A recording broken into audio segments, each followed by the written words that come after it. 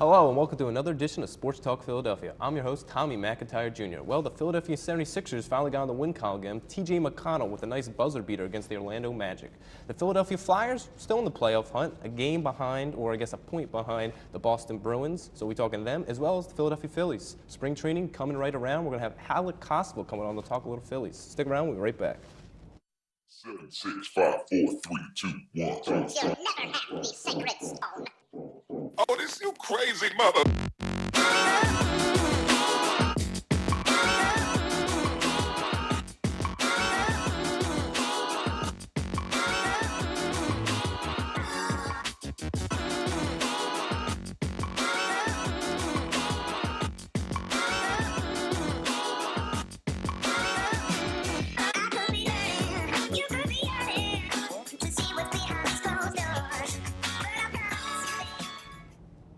Hello and welcome back. Well, we got Kevin Cook on desk with us today, as well as Steve Graham. I want to thank both these guys for coming on. Really appreciate it. This is Steve's first show of the year. As when Kevin's coming on, he'll be on all show. First time in a while. Sitting right next to me. It's like so close. It's like, oh, I haven't been this close to him all year. So let's start off, right? We got Philadelphia 76ers. We're talking them. Joel Embiid, I mean, he's been out, right? I mean, this is like 6-7 games now. He has been hurt with a right knee contusion after suffering against the game, who actually came back against the Houston Rockets, but he suffered it against the Portland Trail Blazers, and everyone's kind of wondering why he played in that Houston game. And even after the game, he actually said that he had to convince them to let him play. And now he hasn't played for a while, right? And let's start with you, Kevin. Just talk a little bit with the Sixers and how they've been during this stretch. I mean, obviously we're going to talk about the Magic game they were able to win, but it's been a struggle. I mean, even in the Magic game, it hasn't been easy without him. Yeah, it's definitely been tough for them. I mean, obviously, Joel Embiid's the centerpiece of that team, especially moving forward. And when you lose your starting center and what looks to be a once-in-a-lifetime player in Joel Embiid, it's definitely going to be tough. They're lacking it in the offensive, on the offensive side of the ball, and a huge reason for that is because of how good Joel Embiid is defensively. And now, Nerlens Noel is no slump when it comes to defense. However, when you see the difference between Noel and Embiid, and that difference carries over straight to the offensive side of the ball.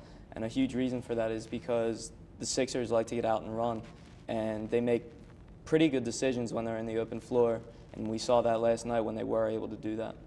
Now let's look at the team record right now. The Sixers are 19-34 so far this season, which is saying a lot considering, I mean, we haven't won 19 games in a whole season in a couple of years, and now we're before the All-Star break with already 19 wins.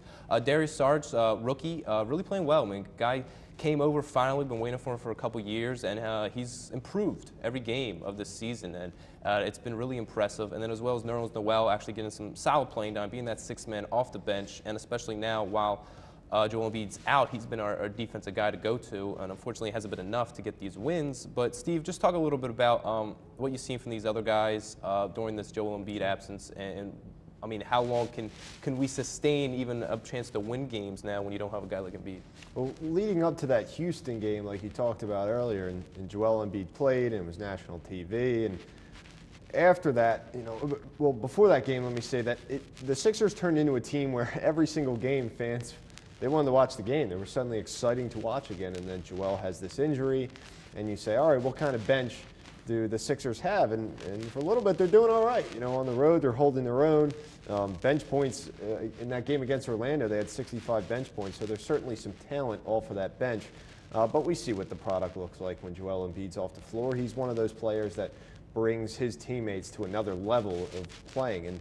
And the Sixers are searching for an identity without him still. You know, you think they had it and we were confident, and then the tanking talk comes back. You know, is this all for the draft picks, the Lakers draft picks, the Kings draft picks? But going forward, until Joel's out, I mean, they still have a lot to prove. That game was sloppy against Orlando, and TJ had the game winner, obviously, but that's overshadowing Dario's play. Dario Saric, who is, if Joel wasn't in the picture, he's arguably the rookie of the year. He's just putting up great numbers right now. So, but going forward, LaSalle, excuse me. LaSalle. Sixers, they need to find an identity without Joel Embiid because he's not always going to be there. Yeah, and just mentioned T.J. McConnell. We can look at his stats this season, and obviously he's not a guy that's going to score a lot of points, and he's only averaging about 5.9 points a game this season. But he's averaged 6 assists, 1.4 steals. He's definitely a pesky defender. He's got the kind of Dellavedova kind of game about him. He's kind of just a nice player to have on the team. And talking about Dellavedova, I mean, the Cavs don't have him anymore, and they were actually asking about him in a trade possibility as a backup point guard on their team. So a lot of other teams around the league have noticed him now. Talk about a guy coming from Arizona, was undrafted, kind of just got on the Sixers because of Sam Hinkie really just having a team that didn't really have a lot of talent. So they just said, you know what, let's just see what this guy can do. And he's been clutch. I mean, he comes up with another big clutch shot against Orlando. Was Embiid always comparing to Jordan now with his Twitter stuff? So he's definitely been a really, I guess, a joy, a lot of energy for the Sixers since he's in the final, right, Kevin? Yeah. He's definitely a very enthusiastic player when he's on the court, and we saw that, like you were saying last night.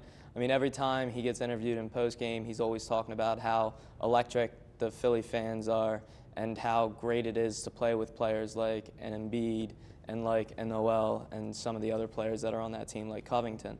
So he's definitely a piece that a lot of people like.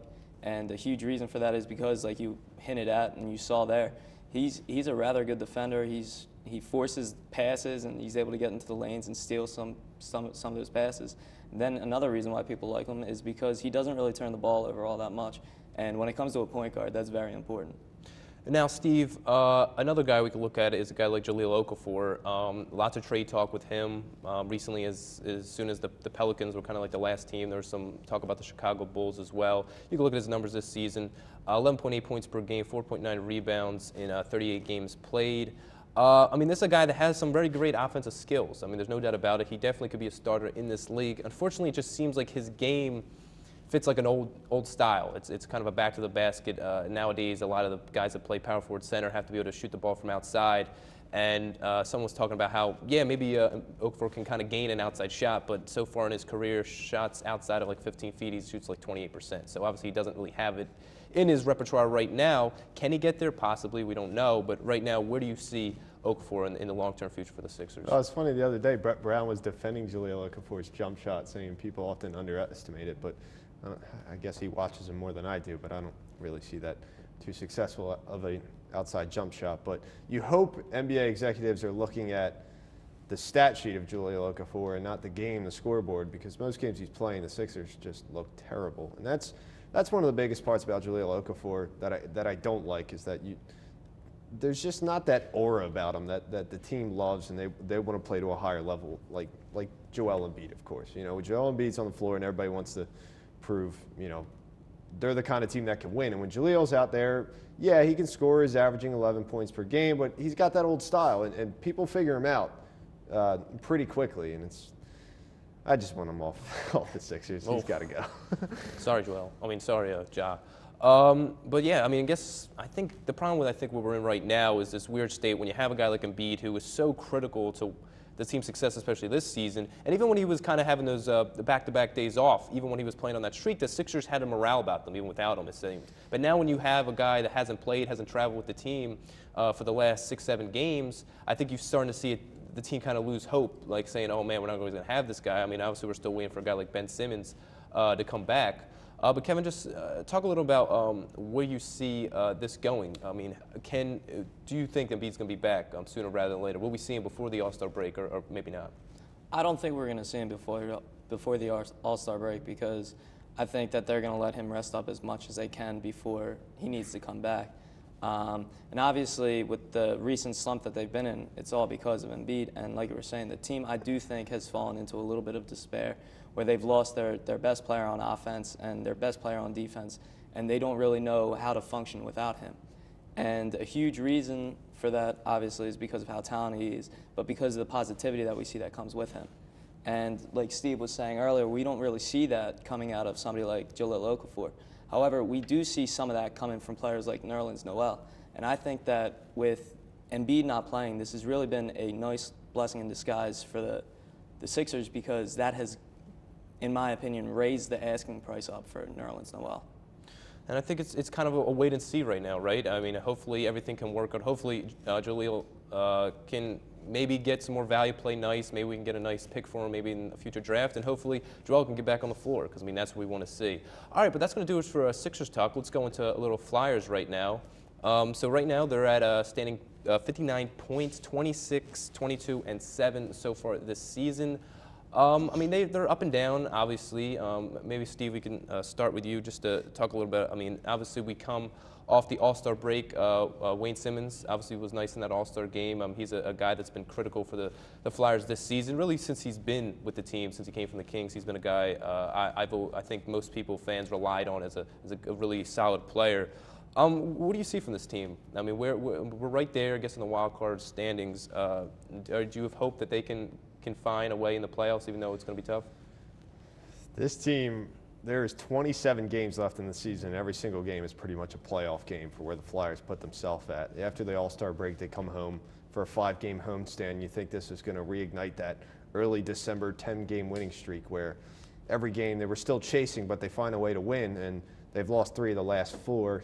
Their captain has scored 2 goals in 20 games, and they can't score the puck. You know, you say defensively you can win a championship, but you can't make the playoffs if you're not scoring goals, and that's just unacceptable from the captain who's supposed to be igniting this offense, and when he's not, the Flyers are in trouble right now, and they just lost the second wild card spot to the Bruins. And the sad part is that in the Atlantic Conference, 2 teams are guaranteed a bid, and both of those teams will have less points than the Flyers. They play in the Metropolitan Division, and those teams are just unreal every single game. So basically, every time they play a team in the Metropolitan Division, there's 4 points on the line, and they got to be looking ahead at those games, saying that's going to get us in the playoffs. Now, I did talk about Wayne Simmons. Kevin, we can bring his kind of profile up this season and kind of what he's meant to the team. Now, obviously, Steve is worried about if this team can continue to fight every game, especially in this division and where they've been this season. But with the help of a guy like Simmons, do you think that, I mean, hopefully other guys can step up, like a Voracek, hopefully can find a breath this season, maybe to come back to form? It would be nice to see some secondary scoring. You see, Wayne Simmons is the leading scorer for the Flyers, and he's really been their only consistent offensive threat all year long. We're going to need some better secondary scoring options from people like Voracek and like Giroux. But the issue with this team is that their defense is so weak in the back end that some of these forwards, especially the two-way players like Voracek and Giroux, are now taking a more defensive role in the game. And when you see players who are supposed to be your leaders like Shane Gostisbehere sitting out for a handful of games in a row being a healthy scratch and actually came back for his first game last night, that's a huge reason for it. You're seeing poor play on the backside from these Flyers defenders, and it's not helping the offensive players on the team. Shane Gostisbehere just got back. You talk about the defense and what he was benched for a little bit, and you talk about a player coming off his rookie season who was scoring every single game, and I mean, that's how many great. overtime winners did this guy score? Right, for? exactly. And the league is fearing this guy he's just a tremendous offensive threat. But what's his first responsibility? Defense. And you look at this season and talk about a sophomore slump. It's just been bad. Yeah, and would we say, I mean, we have a lot of youth on this team now. Would you say that's part of the problem we're seeing, especially, I mean, how we rely on some of these young guys to kind of control the back end of the defense? Or is it just the fact that we just don't have some more veteran presence as well on that side of the puck? I think a little bit of it could be the fact that we are rather young, especially on the defensive side. Like you got Gostisbehere and Provorov. Both of those kids are very young. However, I don't think that that's all the issue. I think we still need better back-end defenders. Just they need more experience, one, but there's going to need to be players brought in. And the other thing we're going to need is scoring options. If some of these players on the offensive side were scoring more goals, then obviously we wouldn't need to not give up. If we need a quality start from one of our goaltenders in order to win a game, but if we were scoring more goals, that wouldn't be the case. Yeah, it seems like, and we guys should bring up the stats of the rest of the Flyers we have up here, but it seems like in the beginning of the season, the defense was always the problem. We were able to just score games. We were falling behind, we were able to score, but now when guys aren't able to come back, and then you see Mason right now goaltending, if he's not having a solid game, ultimately that's going to be a tough game for us to win, Steve. So I guess kind of talk about that, of how we have to rely now on just hopefully a good game from the goaltender and find a way to score some goals, because the defense is going to be a problem. Well, if you're just relying on the goaltenders, you're not going to go very far in this 27 games left. So, yeah, I mean, you need Neuwirth and Mason and now Stoley to step up. But defensively, I mean, there's just no excuses. Gostisbehere has to get together, and Provorov, I think, has proven that although he is young, he certainly can compete in this league and hold his own. So I think the Flyers' focus has to be on improve the defense, and the goaltending will come along with it. Because now, is there any, one positive, sorry, Tommy, one positive thing that we have seen from this team is that in the recent game last night, Gostisbehere came back, and the first thing that they did, they scored a power play goal with him back on the unit. So hopefully that him being back on that power play unit is going to put a little offense, light a little fire under that reignite it from what yeah, they used to be, because it seemed like we were doing well in the early part of the season on power play also. And maybe a last question, I guess, kind of talking about moves. Is there moves to be made here? Do we see anything Hextall does, or is it maybe not going to happen? I do think that some people could be moved, just kind of like we were saying, just to see if maybe moving a player will light a fire under these guys. As for who that guy could be, I'm not really sure, though. All right, well, that's going to do it for Flyers Talk. We got Kevin going to stick around and talk some Phillies, but Steve is going to leave us. Thank you so much for coming on. Really appreciate it all. Yeah, we're going to be right back with Alec Cosville to talk some Phillies. Stay tuned.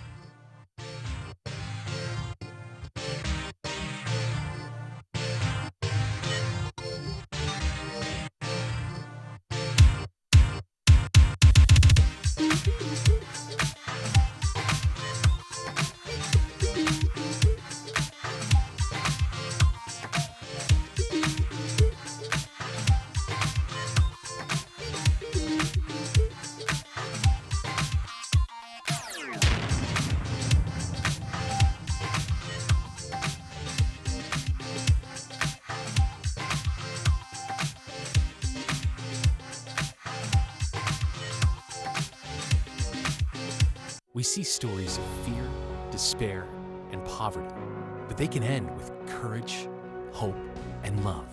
With you, be a part of writing a story that's greater than poverty. Learn how at worldvision.org. LTV News, where the action never stops. I love watching LTV News.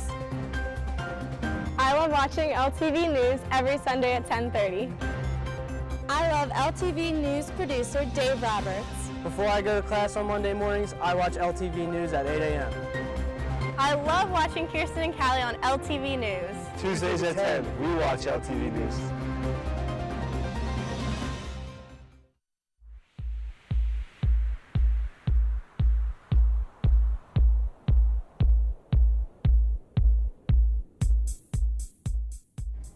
Hello and welcome back to Sports Talk Philadelphia. Well, the Philadelphia Phillies baseball season is right around the corner, right? I mean, football season is now over. Super Bowl ended. Patriots were able to win it. I know this is Philly Sports Talk, but the Patriots didn't win the Super Bowl. But now we're in baseball season, pretty close, and we got Alec Cosville coming on to talk them. Thank you so much for coming on, Alec. Really appreciate it. But let's get right to it. Philadelphia Phillies made some moves this offseason, right? Added some players. We got guys like Buchholz and Saunders coming in. Maybe possibly have some young guys coming up the pipeline. Where do you see this team going into spring training? Right now, I see us as a middling team. We're on that borderline. I think there is that chance that the Phillies actually make a push this year, because we did have that outstanding April and May last season, and that was with far less pieces than we have this season. We brought in guys like Kendrick and Saunders, who are going to be nice pieces out in the field and with the bat. We got rid of Darren Ruff and Darnell Sweeney for Kendrick. That is a fantastic move, and I don't know how we pulled that off. So I'm genuinely excited, and we have such a glut of starting pitchers that we don't know what to do with them. So we have a lot of options going forward. Very excited. I like it. I like the confidence you have. Let's go. Let's look at just the Phillies report up there. It's nothing too much. It's a little graphic. Pitchers and keepers. The 14th. It's coming up very soon. Kevin, what do you see from this team? I mean, Alex seems confident. I don't know if I'm as confident as him on a push. Do you think we could just have a solid year, maybe get around 500 this season? I think that's usually the goal is to get as close as you can to 500. I think that this team is kind of going to be a little bit of a surprise to most people, just like kind of the Sixers were for us this year.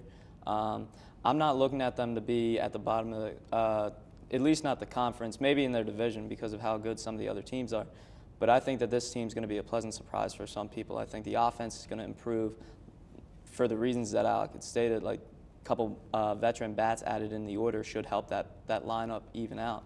And also because the pitchers, and even some of the people we brought in, like a Clay Buchholz and some of the relief pitchers on the back end should add a little bit more experience and hopefully help out the young pitchers and hitters that we already have. Now, I mean, Alec, I'm talking about the Phillies' young guys. What do you see from them? Do you think any guys coming up, especially now when you have a guy like we talk about Kendrick and Saunders kind of taking over that outfield, it doesn't look like there's going to be as many open spots. How do you see that playing out? You see a lot of those guys just staying down the minor leagues? Well, you have to look to J.P. Crawford. He was rumored to come up last season, struggled a little bit in AAA when he made the move up. I think we're going to see where he is at when he returns to AAA this season. And if he does succeed and is hitting close to 300, he's definitely going to be called up and given a look at shortstop. Freddie Galvis, a sharp defender, surprise power last year, but 20 home runs. The amount of players with over 20 home runs was a record for the MLB last year. So we'll see where this power came from. We'll see if he can maintain it. And we don't want to see him be an upswing hitter, but let's see where it goes. You always have to look at Nick Williams, see where he's going to go. He could always come on board as extra outfield piece. And then the starting pitchers. One guy that I'm really excited about that should definitely be up is Eflin. Eflin, I mentioned last year, I loved his stuff. He has great work ethic. And he's one guy, he had one of the worst rookie debuts ever. And then he pitches a shutout and a complete game in his rookie year. Great stuff. I want to see more of that. Now, Kevin, Alec mentions these young guys. Let's talk a little bit about the veterans, guys like Tommy Joseph, as well as Maikel Franco. I think of Franco especially, a guy that now, I mean, he's going to be a person we probably rely on. I mean, right, he's going to be in that 3-4 hole. Most likely him and Tommy Joseph is going to battle it out there. What do you think we have to see this season from a guy like Franco to put more hope behind him? I mean, he's a great third baseman, but for average, can he boost that average up? We got a new hitting coach like Matt Stairs. Obviously, I don't know what that's going to change in terms of our hitting, maybe a different approach, but what do you see from them? Well, first thing I want to address is the fact that these are the veterans, some of the veterans on the team. I mean, both of these guys are very young players, so that could be a good thing moving forward for the Phillies. However, as far as Franco and how I think he's going to improve, I do think he's going to have a better season because I think a lot of people start to struggle in their second year as a pro player, and a huge part of that is because the success that some of those players saw in their rookie year. So moving forward, I mean, I hope Matt Stairs isn't teaching them how to swing for the fences for every at-bat. But with that being said, I do look at Maikel Franco to be one of the leaders for this team moving forward. Yeah, absolutely. And I mean, I think that's what we all have to hope for, right? Because I mean, he is obviously, like you said, a young guy. I mean, mid-20s, and he's pretty much one of the older guys on this team, him along with Joseph and other guys. So let's hope to see a better season from the Phillies. But I think that's going to do it for Phillies Talk. We're going to get into Fast Five right now. Let's start with you, Alec. We can stick with the Phillies, though. New broadcaster in town. We got a Kruk, old Philly back in the 90s from that 93 team that got to the World Series. What do you think of the move? Do you think it's going to be a nice addition to the broadcast team? Oh, I love it. I love that the Krucker is back in town. Like, I'm ready for for these broadcasts to get just way more exciting. I liked Matt Stairs. I thought Matt Stairs was cool. I mean, maybe that was mine. I miss Jamie Moyer a little bit, to be honest. Jamie Moyer? Well, I miss Chris Wheeler, and I miss the old guys. I love those guys.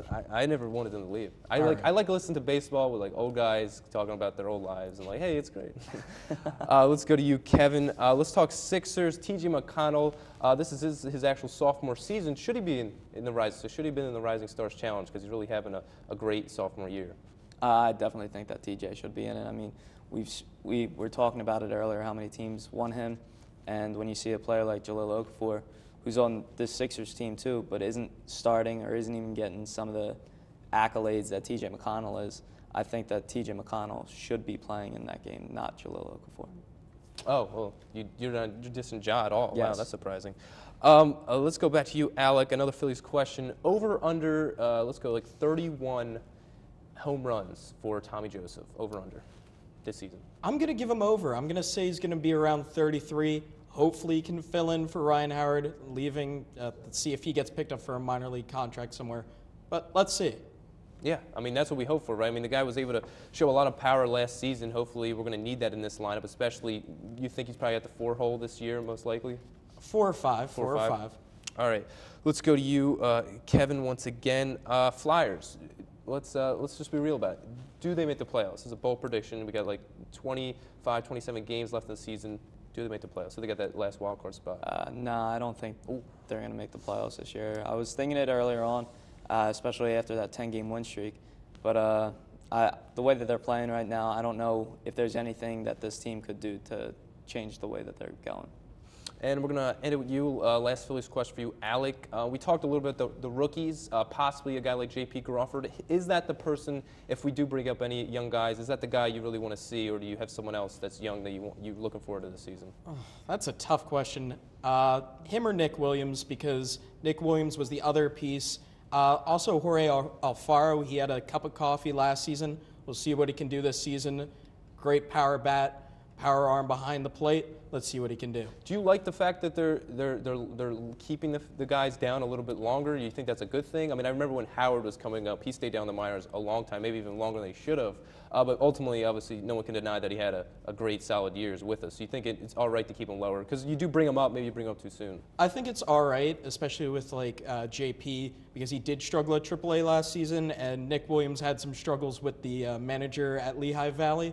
So I think the maturation process will help them for when they're ready to hit the bigs. Maybe that youth is a little too, maybe they think keep them young, hopefully they can grow into it, and hopefully once they get to the big leagues, they'll be ready to go. Well, that's what we have to hope for, right? Well, I think that's going to do it for Sports Talk Philadelphia. Really want to thank Alec Costello talking on some Phillies. Really appreciate your insight, as well as Kevin Cook staying on for the whole show. This is like the first time we had a whole show. Yeah, first time in a while here. So it's been fantastic. So we're going to end it here. Sports Talk Philadelphia. You can actually get us on Twitter now at Sports Talk LTV, and you can as well as go to at LaSalle TV Philly. You can get us on Facebook. You can email us at LaSalle TV. You can go on our YouTube page as well, and you can watch us on LaSalle TV. And yeah, so thank you so much. Really appreciate all you guys tuning in, and we will see you when we see you next week, hopefully. See you.